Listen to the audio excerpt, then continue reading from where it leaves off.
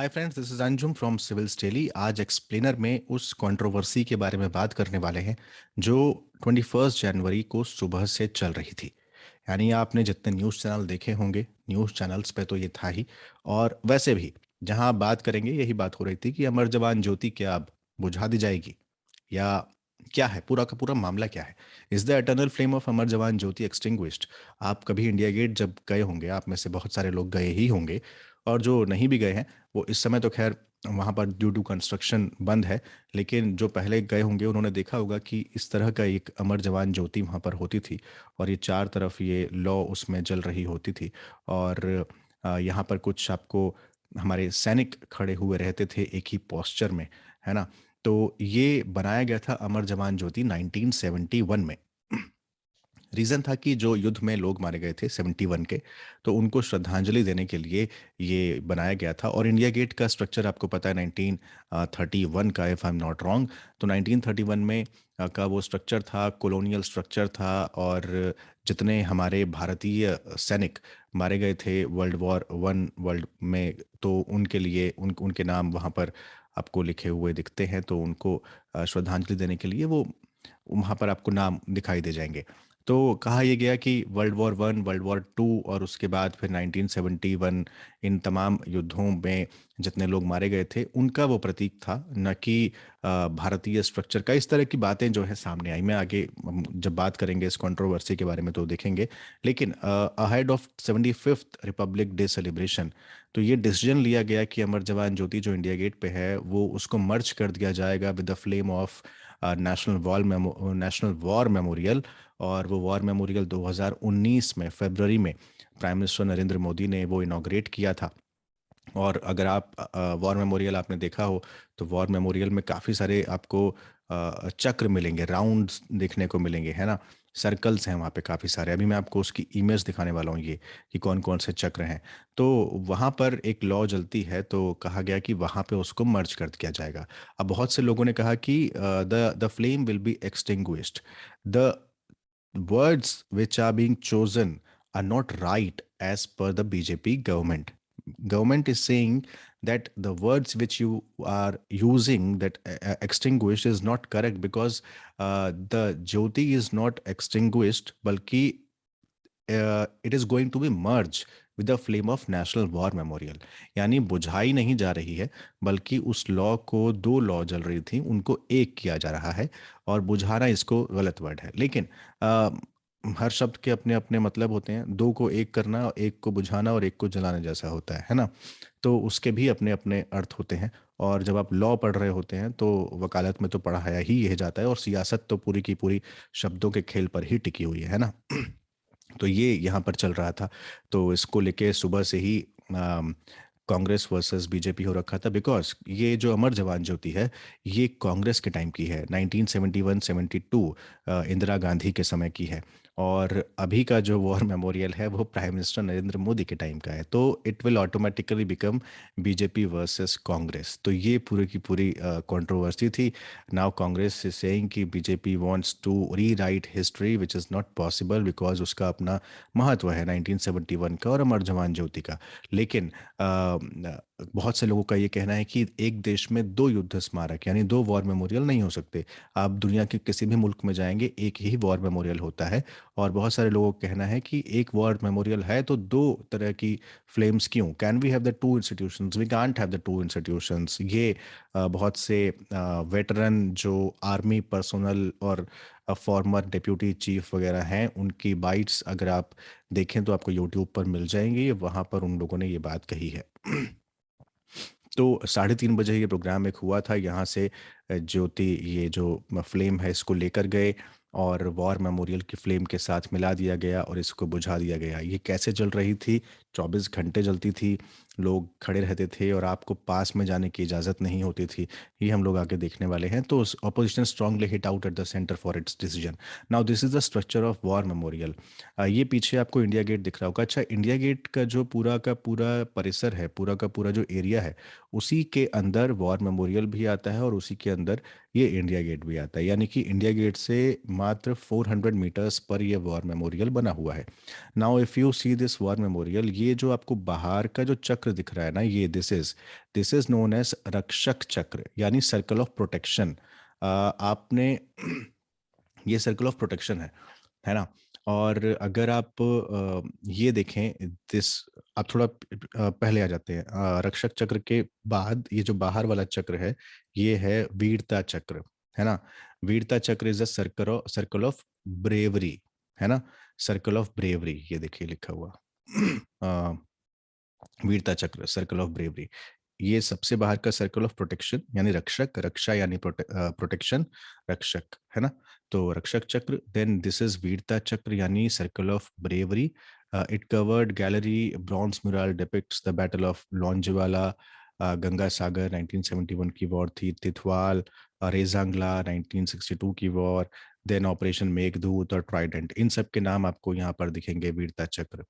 Then अगर आप और अंदर आएंगे, और अंदर जब आप आएंगे तो आपको ये दिखेगा यहाँ पर अमर चक्र। ठीक है, अमर चक्र is the circle of immortality, है ना। नाउ दिस अमर चक्र इज अ 15.5 मीटर ग्रेनाइट का बना हुआ है, और ऊपर टॉप में इसके ब्रॉन्ज है, लॉइन कैपिटल भी यहाँ पर है। ठीक है।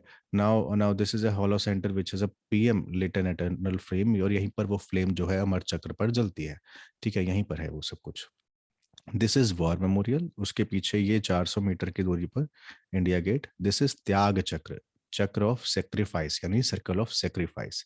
त्याग चक्र पे ये आप देख रहे हैं त्याग चक्र, यहाँ पर ये नाम भी आप देख रहे होंगे ना, सितंबर, ये नाम वाम आप देख पा रहे होंगे। तो इसमें दो सर्कल्स हैं रक्षक चक्र के अंदर, उसी में एक है त्याग चक्र। वो सोल्जर्स को डेडिकेटेड है जो चाइना और पाकिस्तान के साथ वॉर में, और श्रीलंका के साथ में जो कि शहीद हुए थे, उन सब के नाम यहाँ पर आपको देखने को मिलेंगे। इन सब में एक और चक्र है परम योद्धा स्थल। चक्र नहीं है, मतलब ये योद्धा स्थल है। ये उन 21 अवॉर्डीज परमवीर चक्र को जिनको मिला है, उनको यहाँ पर उनके बारे में आपको जानकारी यहाँ पर मिलती है, उनको स्थापित यहाँ पर किया गया है। जिनको परमवीर चक्र, number of awardees were decorated posthumously, their names are also there in the त्याग चक्र, है ना।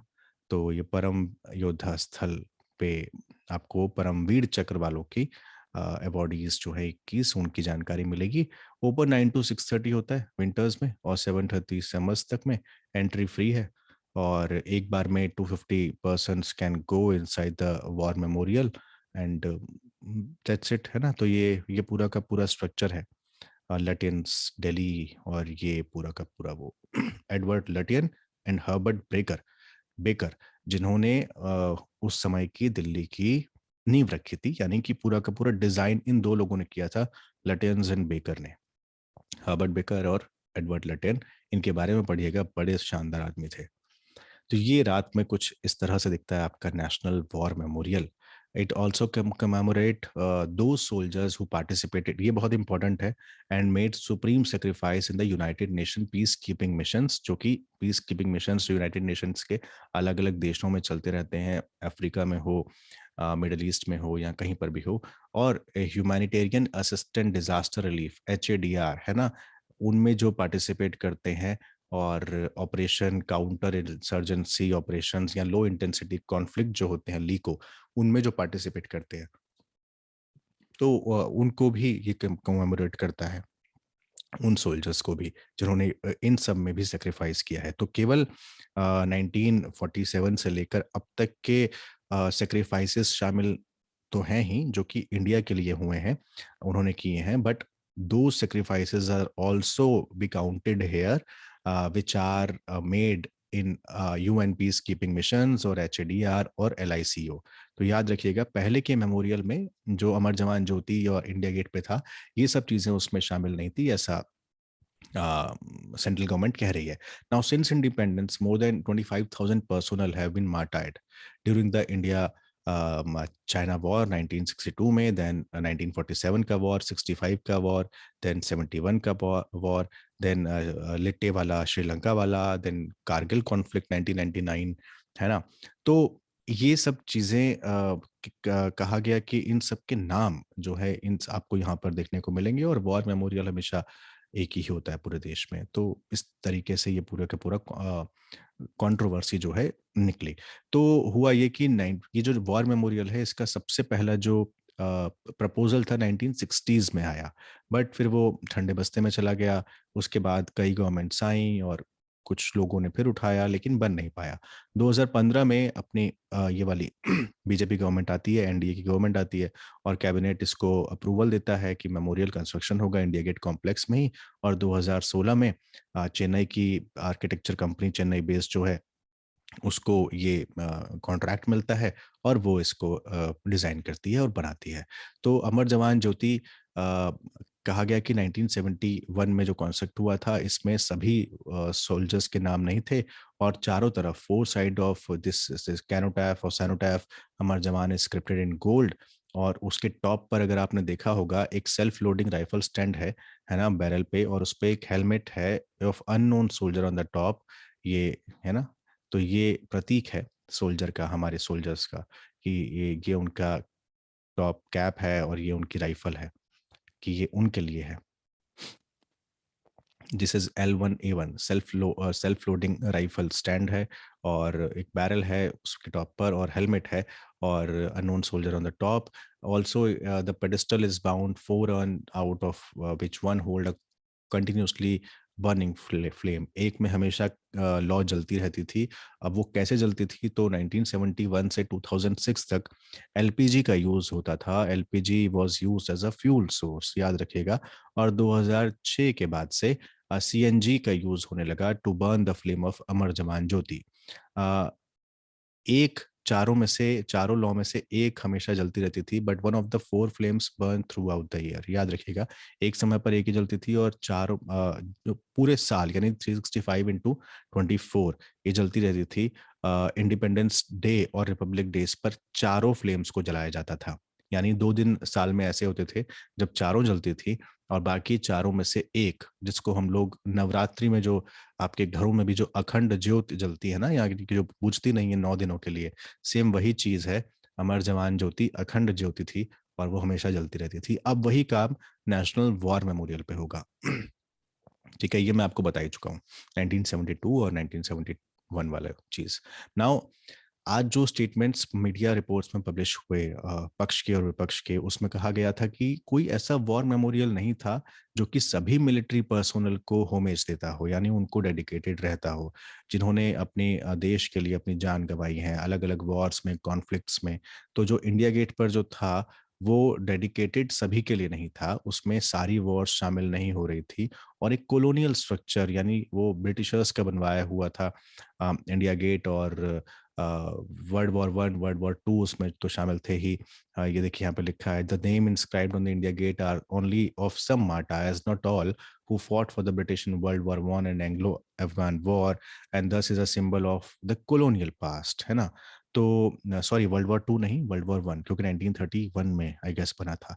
The name of all Indian martyrs from the all the wars including 1971 war before and after it, मतलब नेशनल वॉर मेमोरियल में उन सब के नाम शामिल किए गए हैं। तो ये असल श्रद्धांजलि होगी हमारे मार्टायर्स को, उनको असल ट्रिब्यूट होगा। ये अपना गवर्नमेंट की तरफ से बयान आया। और विपक्ष का कहना है कि यह हिस्ट्री को मिटाने जैसा है, कि आप 1971 यानी 50 साल की एक हिस्ट्री थी, 5 डेकेड से एक फ्लेम जल रही थी, और आप उसको अब बुझा रहे हैं। अगर आपको जलाना था तो आप जलाते, लेकिन इसको नहीं बुझाते। लेकिन वही है कि लोगों का कहना है कि we can't have the two institution एक ही जैसे, और उतना गैस और बाकी चीज़ें भी, आपको रिसोर्सेज भी देखने पड़ते हैं। लेकिन अगर आपको एक ही मार्टायर्स को अलग अलग श्रद्धांजलियां आप नहीं दे सकते हैं एक देश के अंदर, एक ही होना चाहिए। Now the war memorial has everybody now, the latest names are also there, जो कि इंडिया गेट पर नहीं थे। मैन पावर भी आपको दो अलग अलग प्लेसेस पे अलग अलग मैन पावर चाहिए, वो भी आपकी इससे बचेगी। तो ये तमाम चीज़ें पक्ष की ओर से कही गई, जबकि ऑपोजिशन का कहना है कि whatever is being done, it is a national tragedy and an attempt to rewrite history. Merging करने का मतलब एक को मिटाना नहीं होता, मर्ज करने का मतलब होता है कि आप दोनों को साथ-साथ चलाएँ, but BJP has built the national war memorial, that doesn't mean they can extinguish the Amar Jawan Jyoti. ये पूरी की पूरी डिबेट थी इस पर, और आपके लिए जो काम की चीज़ थी डिबेट से ज़्यादा ये था कि नेशनल वॉर मेमोरियल में क्या-क्या चीज़ें शामिल हैं, कब-कब के लोग शामिल हैं, यानी पोस्ट इंडिपेंडेंस से लेकर सारी की सारी वॉर्स इसमें शामिल हैं। सबके नाम लिखे गए हैं। पहली बार 1960s में प्रपोज़ हुआ था, 2015 में अप्रूवल हुआ, 2019 में बनकर तैयार हुआ, और चेन्नई बेस्ड आर्किटेक्चर कंपनी ने इसके डिज़ाइन को तैयार किया। इसमें केवल वॉर वाले नहीं आते हैं जिन्होंने इंडिया के लिए लड़ा, बल्कि United peace keeping missions, HADR और एलआईसीओ वाले अपने सैक्रिफाइसेस जिन्होंने दिया है इंडियंस ने, वो भी शामिल हैं। इसके अंदर रक्षक चक्र है, अमर चक्र है, वीरता चक्र है, त्याग चक्र है, और परम योद्धा स्थल याद रखिएगा, फॉर परमवीर चक्र विजेताओं के लिए, उनके लिए इंस्टॉल किया गया है। 21 अवॉर्डीज हैं, उनके बस्ट को यहाँ पर है। ठीक है, तो ये चक्र हैं, और बीच में ये आपका है, और ये इंडिया गेट कॉम्प्लेक्स में ही आता है। और हर्बर्ट बेकर और एडवर्ड लटियन का खासकर, और हर्बर्ट बेकर, इन दोनों के नाम भी याद रखिएगा, इनके बारे में पढ़िएगा भी कि इन दोनों ने कैसे नई दिल्ली को बसाया था, है ना? और 75th है, और इन सब के साथ-साथ एक प्राइम मिनिस्टर का एक और ट्वीट आया कि हम ग्रेनाइट से बनी हुई नेताजी सुभाष चंद्र बोस की एक स्टैचू को इंडिया गेट पर लगाएँगे, और वो एक्चुअल में उनको श्रद्धांजलि होगी उनके 125th बर्थ एनिवर्सरी पर। तो ये प्राइम मिनिस्टर ने इस पूरे विवाद के बीच में एक ट्वीट भी किया था, तो वो भी थोड़ा देखिएगा। तो ये था आज का एक्सप्लेनर, आपको कैसा लगा? क्या ये फैसला सही है? मेरा आपसे क्वेश्चन ये है, क्या ये सही है कि आप अमर जवान ज्योति को एक्सटिंग्विश करके एक और फ्लेम जला रहे हैं, या दोनों फ्लेम्स जलती रहती तो ज़्यादा बेटर रहता? क्या इसको सियासी रंग देना सही है, पॉलिटिसाइज़ करना सही है? प्लीज़ अ, आप अपने कमेंट्स जो हैं प्लीज़ कमेंट सेक्शन में मुझे ज़रूर बताइएगा कि आप इस पर क्या सोचते हैं। अपना बहुत ख़्याल रखिए। Thank you so much.